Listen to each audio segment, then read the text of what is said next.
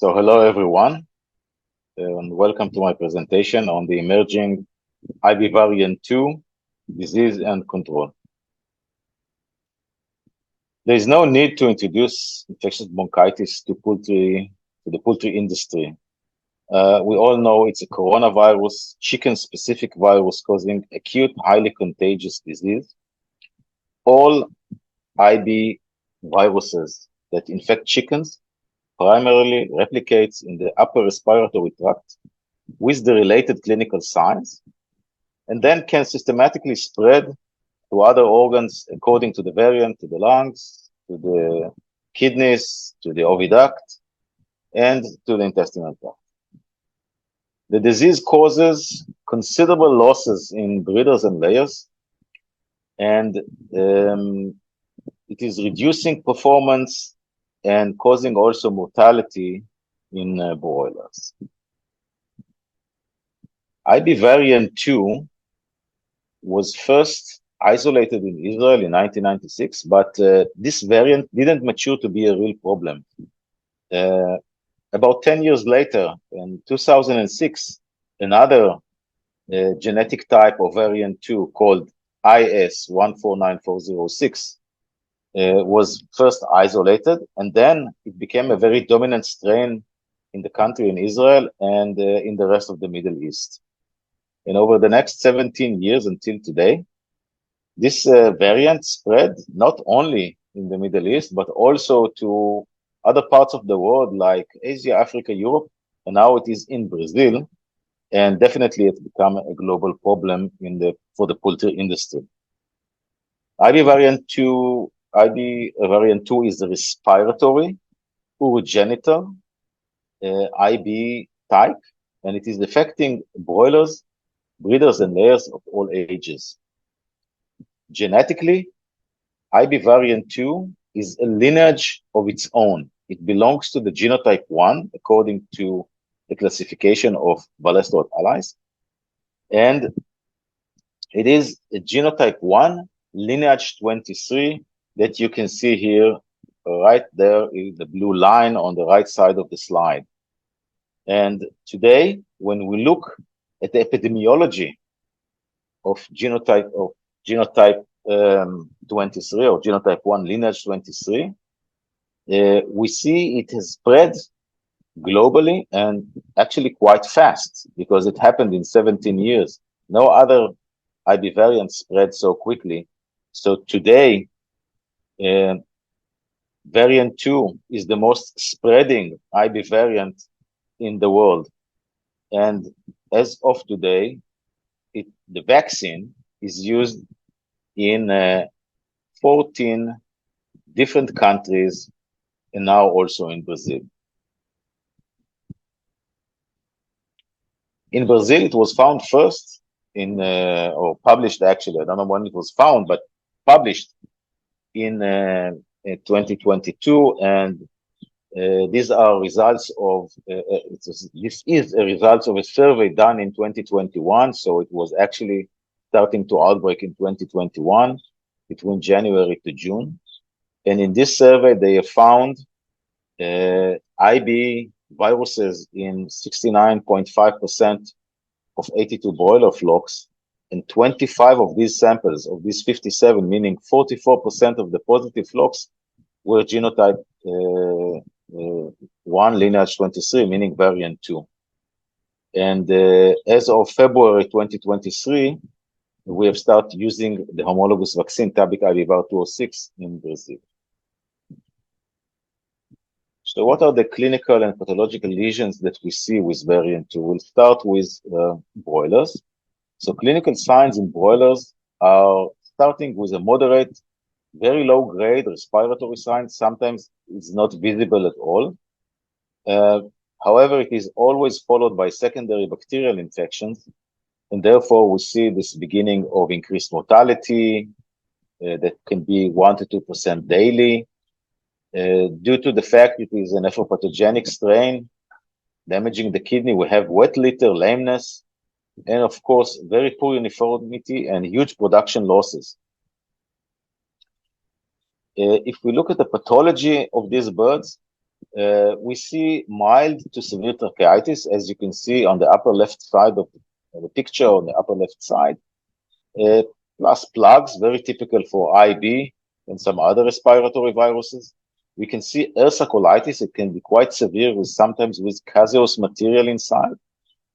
And in the kidneys, we see these swollen kidneys, lower right side of the slide.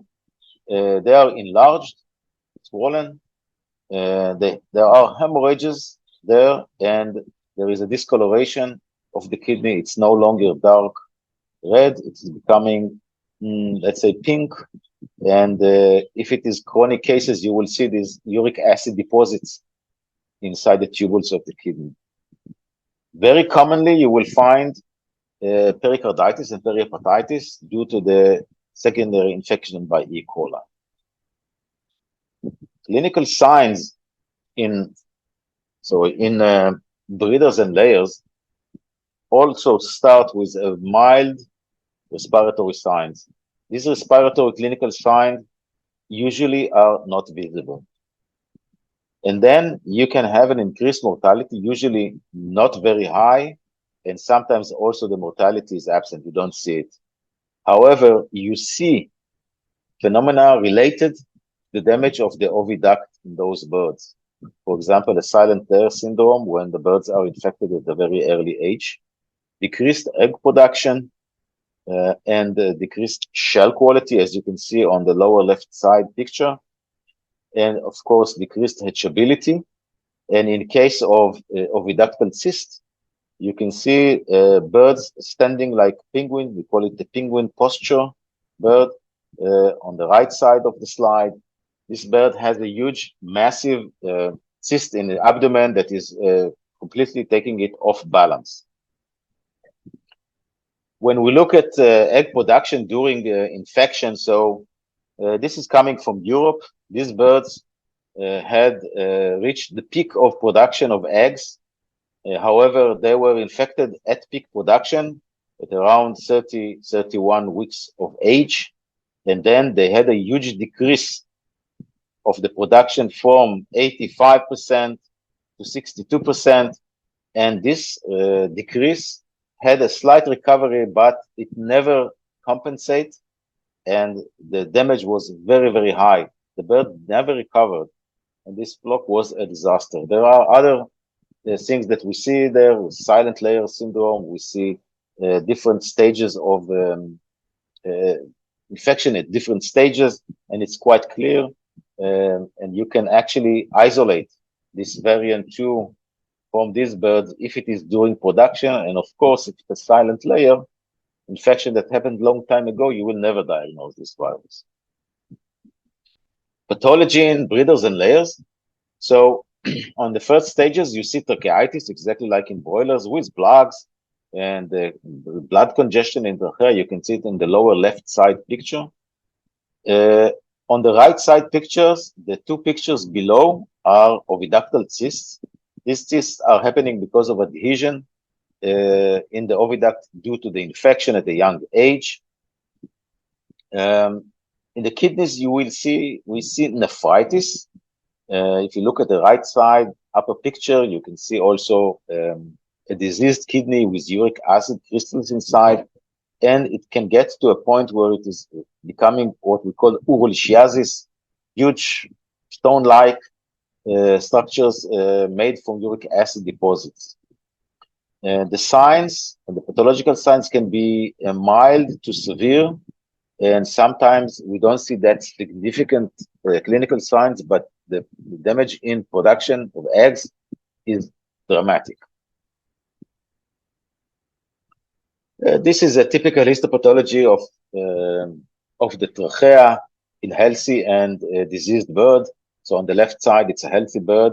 You can see the cartilage of the trachea on the left part of the picture, and then you can see the submucosa and the epithelium, the mucosa of this trachea, where it is a thick, healthy epithelium with goblet cells inside, and you can even see the cilia on the surface of the epithelium. On the right side picture, you can see a diseased trachea where the cartilage is below and above it you can see that the submucosa is infiltrated with a lot of lymphocytes. The epithelium is almost gone, very damaged, no cilia and no goblet cells. So it's called flattened epithelium, deciliation, and of course, lymphocytic infiltration. When we first saw the variant 2, the main strain in 2006, we noticed that within a few years that this strain is becoming dominant. What you can see here in front of you is a chart that is done, and it's a follow-up of all the tests, all the isolations actually of IB variants in Israel in 2 labs. This is the only 2 labs, and they are controlling all the IB diagnostics and isolations. And this is from 1996 until 2016. It's a 20 years surveillance.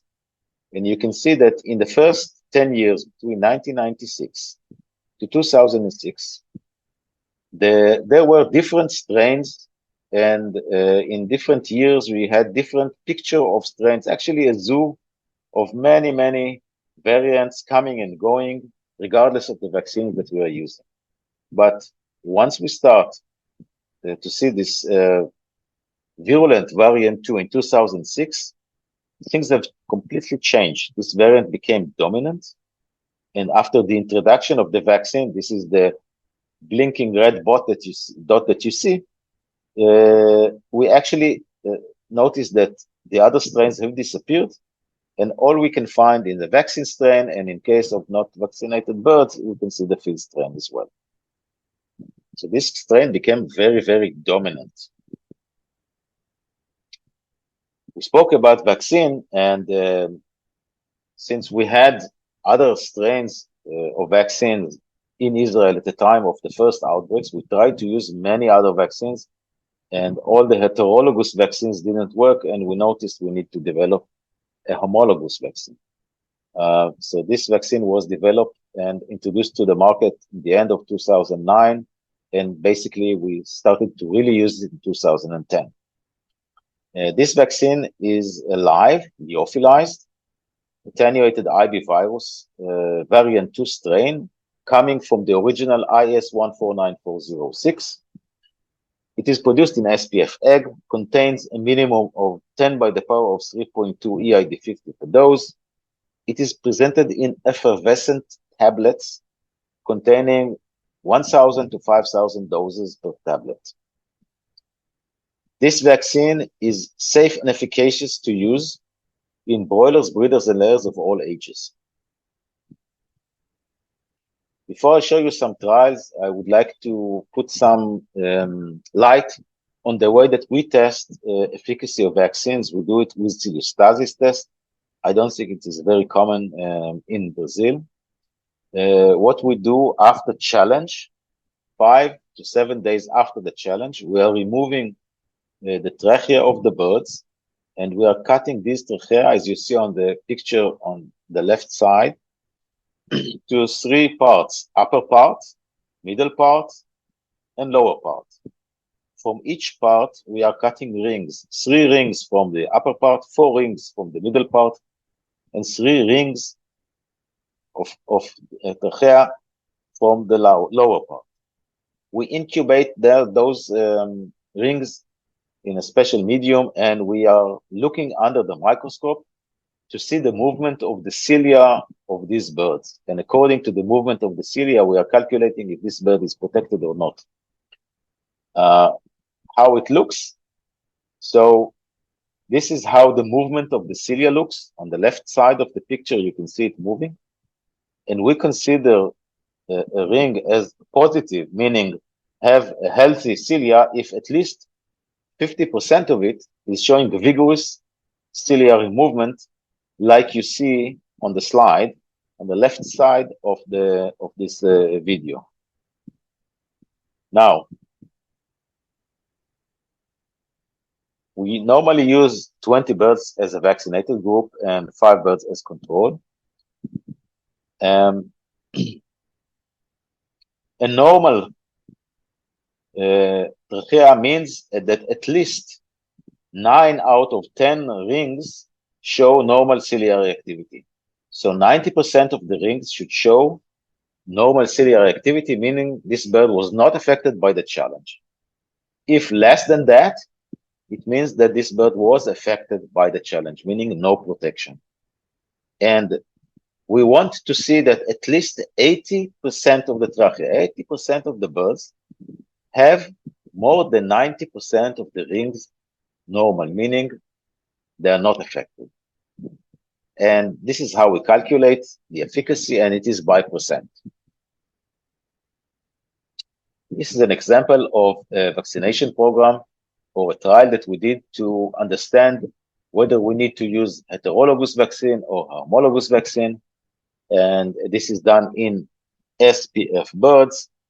These birds were vaccinated twice, day 1 and day 14, and then challenge at 30 days of age.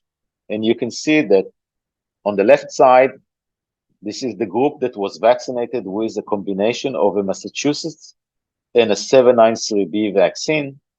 This is called also a protector type. And the protection was only 70%. That is below what we want. Remember, we need at least 80% to call it protective. If you look at the group that was vaccinated twice with homologous vaccine, with IBVAR 206, it is 95% protected. And the non-vaccinated and challenged group had only 5% protection. This is a typical way that we are testing the vaccines, and this is, by the way, also very typical results. We don't see heterologous protection with vaccine against challenge with variant 2. So what happened when we started to use the vaccine? So if you look at this chart is representing you, showing you the number of isolates that had every year in Israel, a total isolates. Israel is a small country, so hundreds of isolations or outbreaks is a disaster. And you can see what happened from 2006 until 2009. We found mainly field strains. We introduced the vaccine in 2009 and 2010. In 2010, we already started to see the mix between vaccine strain and the field strain. And very quickly after we learned how to use the vaccine and exactly what to do, we managed to control the disease. And from 2011, actually, we see only the vaccine strain. And from 2015 onwards, IB is no longer a big problem in Israel. And today, the Israeli farmers are using variant 2. They don't use even Massachusetts for their broilers because we don't have a Massachusetts problem. We don't see IB if we use variant 2, Tabic IBVAR 206. Because the vaccine spread to Europe and to many other countries, there is a continuous trials to find out if there is a cross immunity or heterologous protection. This is one of the trials in Poland, where the researcher, Anna Wisowska, took all the vaccine available in Poland, gave it to or vaccinated the SPF birds in different vaccination programs. You can see the first 4 vaccination programs are day old only. So day 0, they had a spray of the vaccine. You can see all the vaccine names: Massachusetts, 793B, Q-Weeks, and variant 2. And she had programs from 5 to 7 combinations of different vaccine, and all these birds were challenged at 28 days of age with this genotype 1 lineage 23 or variant 2 field strain, Polish field strain. If you look at the very far right side, these are the percentage of protection. So you can see there are 2 places where protection was seen. First, when they used the homologous vaccine, Tabic IBVAR 206, 100% protection. This is the upper blue arrow on the right side. And 100% protection when they use the combination of Massachusetts at day 1, and then 2 types of different variant vaccines from 793B and Q-Weeks. This has made some interest in the eyes of customers, and people started to try to find out if this works also in the field. Why they do it? Because we found that lab trials with SPF birds do not actually always match to the findings that we see in the field after the vaccination, the same vaccination protocol. So after you have a proof in SPF birds, you need to also look at it in the field. So this is a company in South Africa. They also used basically the same strains, QX 793B in Massachusetts. They sprayed their birds, and at around 28 days of age, they had a massive outbreak with mortality, with a lot of lameness, wet litter, and all the findings of variant 2. And when they sent this to Anikon lab in Germany, they found the variant 2 only in these birds. So it worked in the lab, but it didn't work in the field. And actually, we never saw any heterologous protection. They tried it also in Poland, and they found variant 2 in these birds at 41 days of age with all the related clinical and pathological signs. Another things we looked at with variant 2, and we're still looking at it now, is to see if the virus is changing over time. We do it because you all know that coronaviruses are changing. Not go into this genetic, it's quite complicated. However, they are changing in a way that the S1, the spike protein, is changing in such a way that it is becoming a new genetic and antigenic entity sometimes, and we have to follow up on what is happening.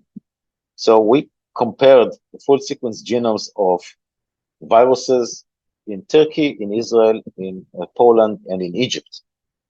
And so far, after these many years that this vaccine is on the ground as a field strain, and we have a vaccine for it, the changes are very small. It's a very stable virus, and it is less than 1% differences between all these strains that we tested. And remember that in Israel, this virus is already 17 years, and the vaccine is used 13 years.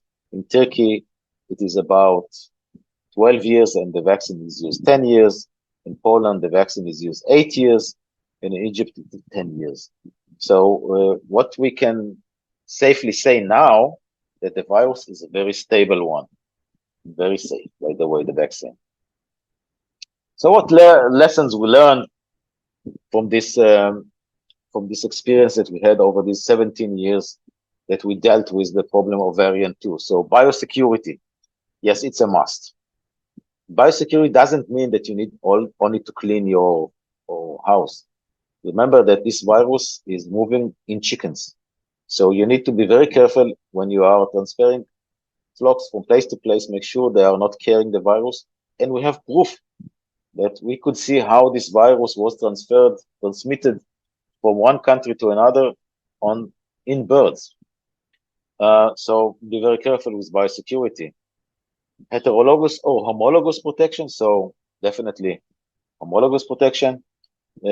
How to evaluate this protection? We do it by trials in SPF birds, field trials, and monitoring of the flocks in the field as well. Is it safe to use and stable for long-term use? Yes, it is. We found it. Day-old vaccination. Do we need to vaccinate bird as early as day one? Yes, we do. Especially in high challenge areas, you will have this innate immunity and a very low grade adaptive immunity that is critical for priming and early protection. And a second dose, of course, is needed to create a much stronger immunity, and also to create this immune memory in T memory cells that is lasting for about 8 to 10 weeks of life of the bird.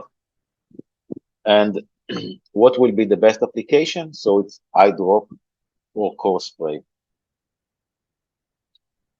Cross immunity, we have found excellent cross immunity to QX. It was first found in the field. We noticed that when we are using variant 2 vaccine, we have much less QX outbreaks, and sometimes it's also completely gone, like in Israel and in Turkey.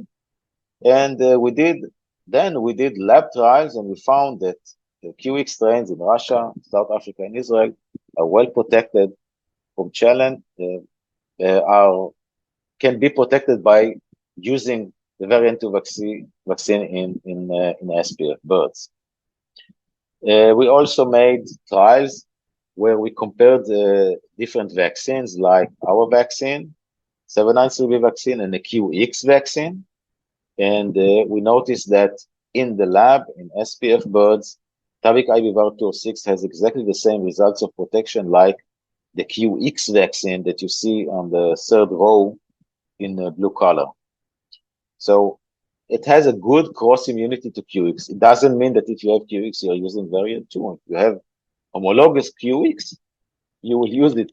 But if you don't have a homologous QX, and you have a QX problem, variant 2 can be a very good candidate for protection. We also had recently done a trial challenging birds vaccinated with variant 2 with a challenge strain of Arkansas 99 from the US, and we also noticed a good protection against challenge when we use the combination of variant 206 and H120 at day 1, at day 0. We had 87.5, and again, it shows the quite remarkable cross protection abilities of the variant 2. Application wise, I believe that you know that if you want to have a good protection against respiratory disease and you're using a live vaccine, this live vaccine needs to react on the upper parts of the mucosa of the birds, in the eyes, in the nose, and in the upper part of the trachea and the cleft. And if you want to do it, you need to give it by eye drop or spray. Eye drop is a little bit problematic in large number of birds, so we do spray. This is what we do in most of the hatcheries in the world. However, when we spray, we need to keep some important things like the water temperature, the pH of the water that should be between 5.5 to 7.5. And of course, the system should be calibrated, tested. The level, the size of the droplets should be around 150 microns. The pressure between 2 to 3 bars. Of course, if you're spraying in the farm, you need to have, you need to close the ventilation. You need to have some light so you can know what you do. Add blue color to the water to see what you're doing and to make sure that you are vaccinating all the birds and they're all getting the vaccine. And of course, use the correct amount of water according to the number of birds and the speed of the work that you do on the farm. An important part of the vaccination is to test the vaccine take in IB and IB variant 2 especially. We are monitoring our vaccination by taking PCR samples from the upper cleft of the bird. You can see it on the lower left side picture at time of 5 to 7 days. We use dry swabs and we send them immediately for RT-PCR using variant 2 RT primers. And we expect and we want to see not less than 95% positive birds. That means that the virus reached all the birds, but we also would like to see low CT value, meaning large number of viruses in those birds, so it should be below 30. If you look at the right side table, you can see data from Brazilian spray of variant 2, and first of all, they had 96.6% positive birds. But if you look at the right side, this is the CT values, and you can see that all of them are 30 or below, except one bird. And that is a great result. It means that they are doing a great job and they don't need to fix anything. However, in many cases, we see problems in the spray. and there is a need to check if you're spraying correctly, because if the spray is not good, bird is not immunized for it. Talking about vaccination program, so it's quite simple. If you want to have protection and you are in a high risk area, we suggest to do 2 vaccinations. We suggest it because this is what we found in Israel, Turkey, South Africa, Saudi Arabia, and many other places.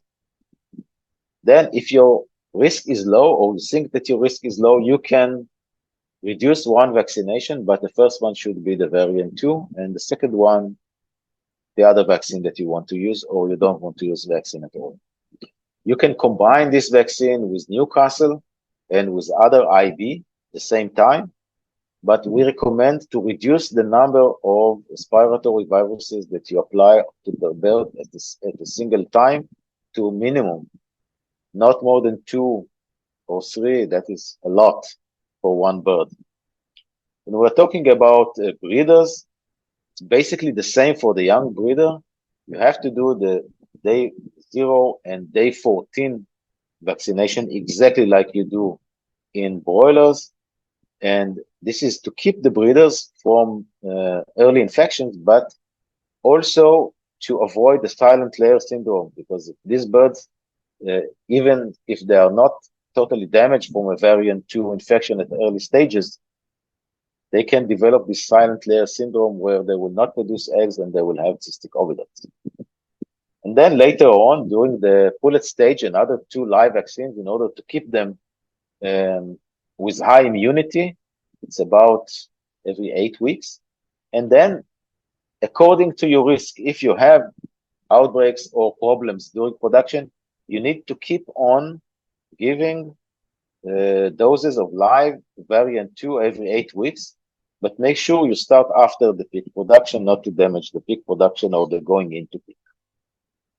Layers, again, it's the same story like breeders. First 2 vaccination on the first 2 weeks of life, days 0 and 14, followed by another vaccination around 12, 13 weeks before they go into the production phase. Again, depending on your risk, you need to continue throughout the production period. In both breeders and layers, we did it, and the vaccine is safe. It's not causing any reduction in production.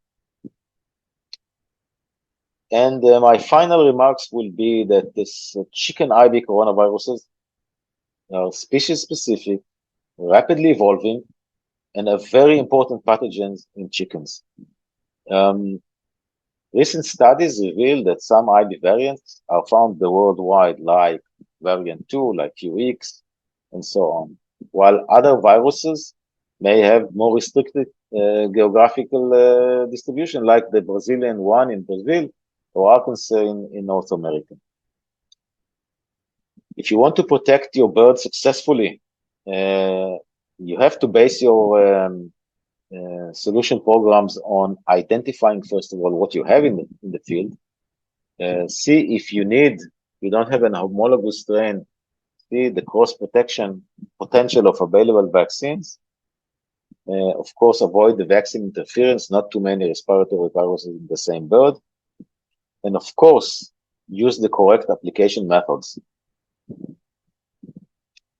Variant 2 causes respiratory and urogenital clinical signs and related pathological lesions. This variant is becoming a dominant group in many areas. Today is the world's most and fastest spreading IB virus.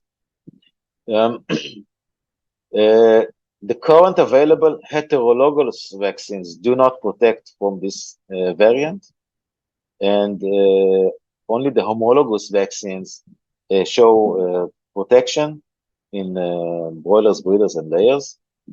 And since we have this very good homology between the Brazilian field strain and that's probable will give you protection, and we'll see the first sign of it. Epidemiologic and clinical trials show that IB variant 206 cross-protect against heterologous challenges like QX, 793B, and Arkansas strain. And with that, I'll thank you very much for your attention.